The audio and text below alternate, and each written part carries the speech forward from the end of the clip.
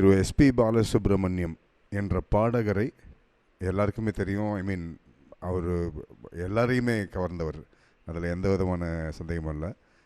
எனக்கு அவருடைய பாடல்களுடைய ரசிகன், எல்லாரையும் போல ரசிகன் நான்.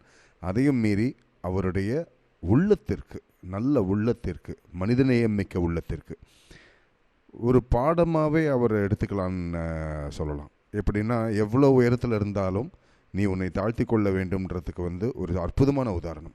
அவர் எந்த இடத்துலையும் இப்படி அந்த தலை போய் பார்த்ததே கிடையாது. நிறைய இடத்துல அவர் கூட இருந்திருக்க சந்தர்ப்பங்கள் இருந்திருக்கு எனக்கு. ஒரு இடத்துல யாராக இருந்தாலும் சரி, நான்லாம் அப்போ அசிஸ்டன்ட் டைரக்டர், எல்லாருக்கிட்டையுமே அவ்வளோ பணிவாக பேசுவார். அதெல்லாம் நம்ம லைஃப்பில் இப்போ நாங்கள்லாம் வளர்ந்தப்போ அசிஸ்டன்ட் டைரக்டராக இருந்து அப்போது வளர்கிறப்போ இதெல்லாம் இவ்வளோ பெரிய லெஜெண்ட், இவர் இவ்வளோ பணிவாக பேசுகிறாரா அப்படின்றது, நீ எங்கே இருந்தாலும் நீ பணிவாக இருக்க, பணிவுக்கு ஒரு அற்புதமான உதாரணம். அப்படி வாழ்ந்த மனிதன், ஒரு பூரணமான அற்புதமான வாழ்ந்த மனிதர்.